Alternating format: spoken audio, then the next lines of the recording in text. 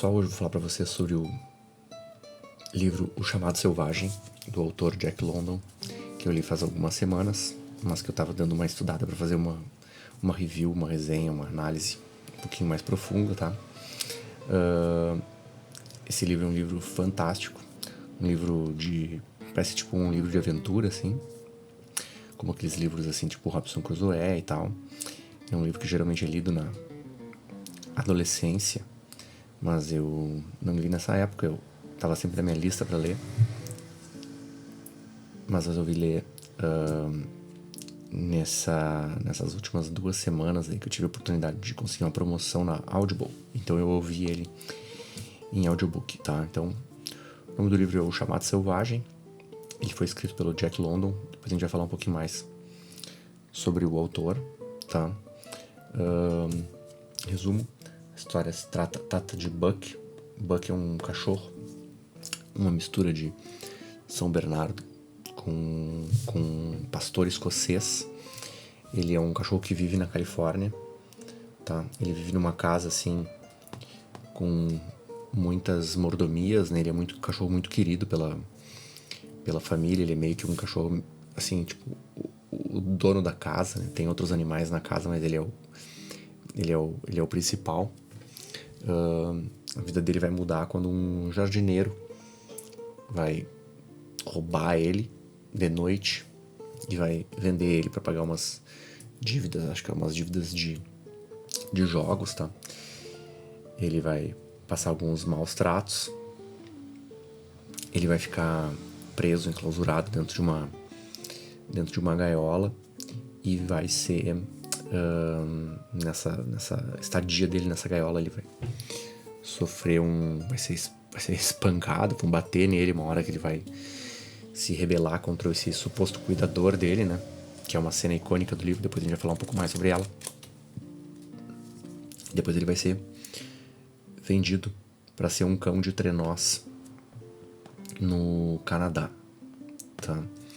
Então ele vai ser daqueles cães que puxa trenó e ele vai passar de uma coisa assim de super carinho e amor que ele vivia na Califórnia para alguma coisa cheia de trabalhos difíceis no Canadá, pertencendo a uma matilha de cães selvagens assim, né, de difícil convivência.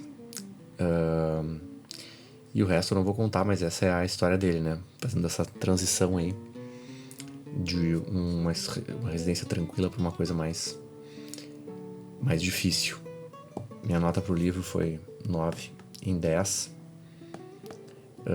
Achei o livro muito bom, não estava esperando tanto até, muito legal a descrição das coisas que acontecem no livro é muito bem feita, né? E eu achei realmente que eu estava dentro da história, assim. O cara escreve muito bem, tá? O autor do livro, então, é o Jack London, vou botar o nome dele aqui, Jack London. O livro tem aproximadamente 160 páginas, tá?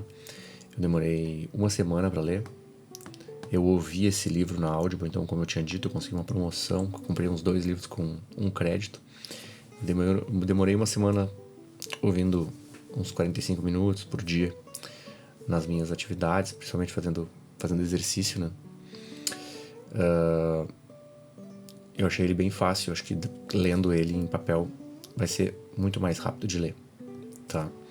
Então, Jack London, ele realmente trabalhou no norte, num ambiente muito frio, né? Então, acho que ele trabalhou no Canadá por um tempo, ele conviveu muito com cães, vou estar aqui com cães, de puxar trenó, né? Ele tem, se eu não me engano, se você entrar no site, na Wikipedia, sobre esse livro, tá escrito em algum local ali que ele inclusive enviou cartas para as pessoas com quem ele trabalhava, né? Assim, depois da publicação do livro, ele enviou cartas para essas pessoas e ele falava que o cão que ele conviveu lá naquela época era o Buck, que é o protagonista do livro, né? Então, não é baseado em fatos reais, mas é espelhado em um cão que ele conheceu, né? Que eu achei bem interessante. O livro foi publicado em 1903, fez um grande sucesso ali na época. Parece que nunca deixou de ser publicado, né? Vendeu muito, foi muito bem falado, assim, pela estrutura da história, pelo contexto da parte dos cães puxadores de trenó que ajudam as pessoas numa espécie de corrida do ouro que aconteceu nessa parte do Canadá que se chama Yukon, se eu não me engano. Yukon. Basicamente é isso. Ele é um cara que nasceu em 1876, morreu em 1916, ele morreu com 40 anos, então. Com 40 anos ele morreu. Tá. Morreu bem jovem, cara. Então, eu vi esse livro pra vender, voltando aqui um pouco, eu vi esse livro pra vender na Amazon por R$15, tá? Então eu acho que R$15 o físico da editora Arqueiro. Acho que fica a dica aí. Leitura aparentemente barata, como os livros estão caros, né? 15 pila no livro tá muito, muito legal. Trabalhos semelhantes. Eu pensei em algumas coisas aqui para passar para vocês. Em termos de livros, eu acho que O Velho e o Mar é bem parecido. Né? O Velho e o Mar é a história de um pescador que está há muito tempo sem pescar peixe. Ele sai para pescar, ele está sozinho no barco dele. E o livro, que é rapidinho, acho que tem umas 80 páginas, do autor Ernest Hemingway, ganhador do Prêmio Nobel. Ele é a história dele pescando um peixe gigante, assim, né? Com muita dificuldade e tal. E ele já velho, né? Mas é uma história, assim, bem parecida, assim, de homem versus natureza, que eu achei interessante. Outro deles eu já falei, né? O Robinson Crusoe também. O Robinson Crusoe, do Daniel Dafoe. É um livro de um cara que sofreu alguns naufrágios na vida, que ele naufragou 3 barcos, mas o último que ele naufraga, ele fica à deriva, assim, e acaba numa ilha, ele fica alguns anos na ilha, acho que ele fica mais de 20 anos até na ilha, até ser resgatado, e mostra a história dele se virando nessa ilha, né? Não vou dar muito spoiler também, mas esse livro é fantástico. Esse eu li na adolescência e achei muito bom. Outro livro interessante, com a mesma temática parecida também, é o Moby Dick. Tudo assim, né? Os três é tipo assim, uma pessoa civilizada jogada em um ambiente de natureza selvagem, onde as regras não são mais as mesmas. O Moby Dick é do Herman Melville. Ele é um livro super grande. Esse aqui eu não recomendo tanto, recomendo só para os ousados na leitura, já que a leitura é extremamente difícil, né? A linguagem é difícil. Tem alguns capítulos que ele fala muito sobre da cetologia, né? Cetologia é o estudo das baleias, da cetologia. Então tem capítulos inteiros sobre a anatomia das baleias e tal. Algumas pessoas não gostam muito, eu achei muito interessante. O Moby Dick é a história então de um marinheiro, né? Que entra numa tripulação. O marinheiro se chama Ishmael. Ele entra numa tripulação de um capitão chamado Ahab, que perdeu a perna por uma baleia, né? Um acidente com uma baleia. E ele tá à caça dessa baleia. Então mostra toda essa perseguição do barco baleeiro em busca da Moby Dick, dessa baleia gigante. E de filmes eu acho que o Na Natureza Selvagem. Na Natureza Selvagem, do Champagne, né? Acho que é o Champagne, o diretor. Esse livro é muito interessante, é um cara que voluntariamente, né, diferente do cachorro do livro, voluntariamente decide abandonar meio a civilização para buscar uma aventura acho que ele vai acho que ele vai em direção ao Alasca, né? Ele vai em direção ao norte, nos Estados Unidos, com consequências trágicas ali.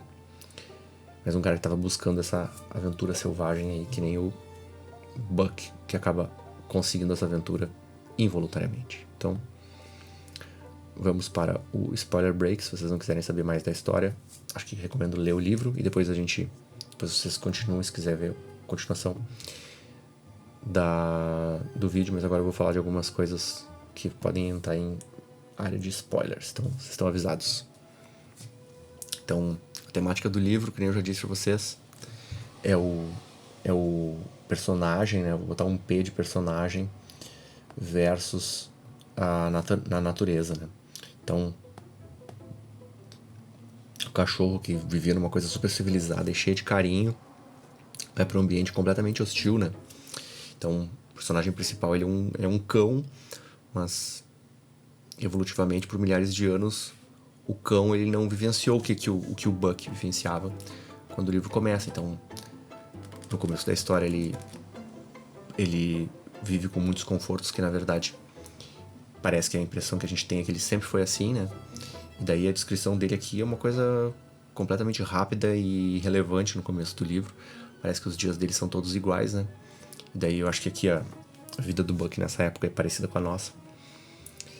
Onde que os dias são todos assim, repetições uns dos outros, né? E parece que a vida dele meio que se liga quando ele é colocado nesse ambiente super hostil, né? Então, no começo, a colocação dele nesse ambiente hostil torna ele hostil, né? E aproxima ele da história, assim, de todos os cães que vieram antes dele, né? Evolutivamente, eu digo, né? Que a maioria deles viveu nesse ambiente mais assim, realmente selvagem, né? Então, eu acho que aqui a gente tem que comparar, assim, os outros livros que eu falei ali, né? Como se tu tivesse vivendo a deriva no mar ou sozinho, isolado numa ilha, né? Que tu precisa lutar para sobreviver ali. Tu vai lembrar de provavelmente todas as tuas refeições, como tu vai conseguir elas, tudo que tu vai fazer para comer, toda a distância que tu percorreu, muito diferente da tua vida diariamente aí que tu, mais ou menos, com o teu trabalho assalariado, provavelmente não se lembra o que tu almoçou ontem, né? Então, várias vezes no livro ele cita isso, né? Alguns trechos, vou citar para vocês aqui uma frase, ele bota assim: ele estava sondando as profundezas de sua natureza e das partes de sua natureza que eram mais profundas do que ele, voltando ao ventre do tempo, como se ele estivesse voltando lá, tipo assim, voltando lá à origem lá do cão inicial, né? Que era um cão que vivia num ambiente super hostil e tal. Então, várias vezes também ele cita outra frase que eu achei interessante: ele era um assassino, uma coisa que atacava, vivendo das coisas que viviam, sem ajuda, sozinho, em virtude da sua própria força e destreza, sobrevivendo triunfantemente em um ambiente hostil, onde apenas os fortes sobrevivem. Achei vários momentos ali, uma descrição de algo parecido com um flow por parte do Buck, né? Quando ele entra no trabalho, assim, que ele entra e tá puxando o trenó e tá convivendo com os outros cães em harmonia, né? Então ele... isso o autor fala várias vezes, assim, que ele entra numa coisa que ele meio que se esquece o que tá fazendo e parece que ele nasceu para fazer aquilo, né? Então, outra coisa que eu achei muito interessante de temática aqui foi o conceito de regras sociais, que o autor sempre fala, né? Vou botar aqui regras sociais, que não existe a regra social quando o cara tá na natureza, que nem o Buck, né? Então, fica aquela ideia de mate ou seja morto, né? Ou seja morto. Então o Buck tem que escolher o que ele quer, então ele tem que ou matar ou seja morto. Ou morrer, né? Então não existe justiça ou moral, existe só alguém que tem fome e o cara que conseguir comer é o cara que vai sobreviver. Isso eu achei muito legal. No livro é muito bem descrito, né? Então tem uma parte do livro que eu vou citar pra vocês aqui. Então, o primeiro roubo marcou Buck como apto para sobreviver no ambiente hostil de Northland. Então ele tá roubando um detalhe que ele tá roubando uma comida de um homem, assim, ele rouba sem eles perceberem, né? Isso marcou a sua adaptabilidade, a sua capacidade de se ajustar às condições em mudança, cuja falta teria significado uma morte rápida e terrível. Marcou ainda a decadência ou desintegração de sua natureza moral, uma coisa vã e uma desvantagem na luta implacável pela existência. Ou seja, tipo, não tem moral, né? Não tem moral, cara. Ele tem que conseguir a comida ou ele vai morrer. Então isso várias vezes no livro aparece, tá? Esse é um dos livros que a jornada do herói ou o ciclo do herói mais apareceu pra mim, tá? Então, esse livro aqui se chama O Herói dos Mil Faces, desse professor de literatura chamado Joseph Campbell. Esse cara aqui, ele é um mitólogo, né? Estudou muito os mitos e ele criou isso aqui, que é o ciclo do herói, ou a jornada do herói. Eu já vi várias traduções diferentes, isso aqui já foi estudado por vários teóricos, assim, e vários artistas já utilizaram isso aqui para resolver os seus livros ou para explicar os seus livros de um jeito, assim, didático, né? O George Lucas já usou isso aqui para fazer em alusão ao Star Wars, né? Então, desde que eu li esse livro aí,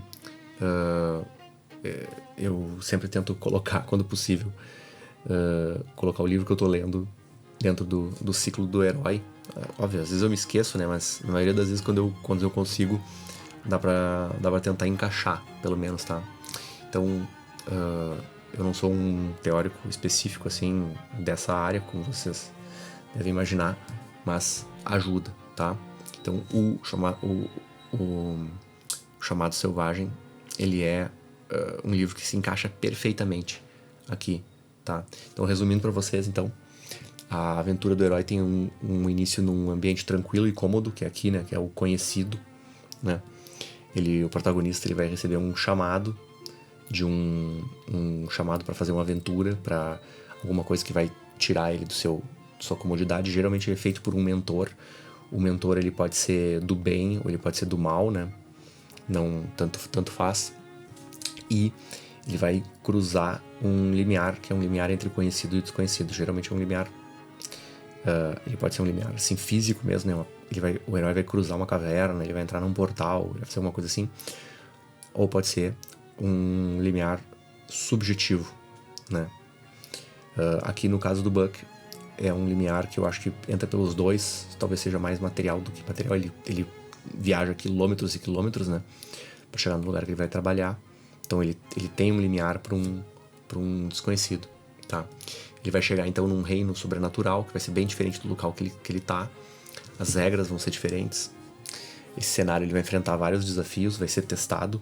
Aqui, né, vai ter vários desafios, vai ser testado. Aqui ele pode ter uma equipe. Geralmente ele tem uma equipe junto de amigos, de aliados e tal. No caso do Buck, os outros cães da matilha, né? Aqui eu acho que o chamado pra aventura é o sequestro dele, né? Tem um guardião aqui que faz o cruzamento do limiar dele. Então aqui é quando ele está enclausurado, antes de ser vendido para ser um cão de trenó. Ele toma uma surra de um homem com um suéter vermelho. Isso aparece várias vezes no livro, né? E essa surra mostra para ele que um homem com um club, acho que eles chamam um bastão, né? Um porrete. Um homem com um porrete tu tem que respeitar, porque o cara com porrete espanca ele e ele entende que o homem é mais forte que ele. E ele fica muito triste. E depois, quando ele fica triste e se resigna a esse homem, o homem vem dar água pra ele, dá comida e dá um carinho. Tipo assim, tu aprendeu direito o que aconteceu. Então acho que ali ele meio que cruzou um limiar que ele aprende, assim, que o novo mundo vai ser um pouco mais selvagem. Bom, enfim, continuando aqui, né? Ele vai ter vários desafios aqui, mas ele vai ter um desafio que vai ser um desafio gigante, que vai ser uma missão muito grande, tá? Que no livro acontece também, tá? Então ele vai encontrar um dos piores desafios da aventura, e quando ele vencer esse desafio, ele vai ser recompensado com alguma coisa que vai transformar ele para sempre. Essa coisa vai transformar ele, vai dar para ele uma vantagem, vai dar para ele um objeto, tipo um anel, vai dar algum conhecimento, alguma coisa que vai fazer ele ser transformado, né? Então aqui às vezes o personagem principal pode buscar o mundo da morte e depois voltar, ele vai voltar transformado, e ao voltar transformado ele vai retornar para a civilização onde ele estava antes, entregando o que ele aprendeu, trazendo de volta o que ele aprendeu para a comunidade dele, geralmente, né? Isso aqui pode ser super subjetivo, né? Pode ser simbólico, assim, dele voltando aonde que ele vai voltar. E, tipo, no Senhor dos Anéis, né? Todo mundo volta para suas cidades, vilas, né? Depois de ter vencido a Guerra do Anel. Então, mais ou menos todas as histórias tu pode colocar nesse ciclo aqui. Tem duas cenas que eu gostaria de falar a respeito desse livro. Então, duas cenas super importantes que me chamaram a atenção. Então, a primeira cena, que nem eu falei, é a cena do porrete. Logo depois que ele é sequestrado, ele fica nessa gaiola e ele é espancado por um cara com um suéter vermelho, né? Então o cara do suéter vermelho, ele vai aparecer várias vezes no livro, que é quando ele aprende que é uma guerra entre a lei do porrete e da presa, eu acho, e dos dentes. Então quem ganha, quem tem a maior força, né? Ele vê que, assim, fora da sua casa na Califórnia, a coisa é um pouco mais complicada. E tem uma outra cena também que me chamou muito a atenção, que fala a respeito de um cão chamado Dave. Então, o Dave é um cão daqueles que são aqueles cães mais experientes, né? Mas ele não é um cão líder. Ele não é bem o protagonista da história, mas ele sabe das coisas que o Buck passa a saber. Então ele meio que dá uma... Ele é um cão mais velho, parece, né? Ele sabe o seu lugar, ele sabe exercer a sua função na matilha ali. Mas tem um momento do livro que ele não consegue mais fazer a parte dele, ele não consegue mais puxar o trenó. Não vou dizer bem porquê, ele tá meio doente, meio cansado, né? E um outro cão acaba assumindo a posição dele. E daí ele fica muito triste, ele não consegue viver com isso. Então ele acaba gritando e chorando e uivando e latindo contra o cão. Os donos recolocam o Dave para sua função, que ele exerce até, se eu não me engano, até desmaiar, né? Então o Dave, ele é aquelas pessoas que várias pessoas conhecem, assim, que ele é a sua função, ele é o que ele exerce. Ele exerce perfeitamente aquilo que ele faz, né? E se ele não estiver fazendo aquilo, ele não tem vida. Então a parte do Dave essa e do fim trágico dele, assim, é muito, muito triste. Eu achei uma das principais partes do livro. Foi pra mim a parte mais bonita do livro. Bem legal, tá? Então, essa aí fica a minha análise de algumas cenas pra vocês de O Chamado Selvagem. Um livro que eu recomendo muito, do Jack London. Tchau, tchau.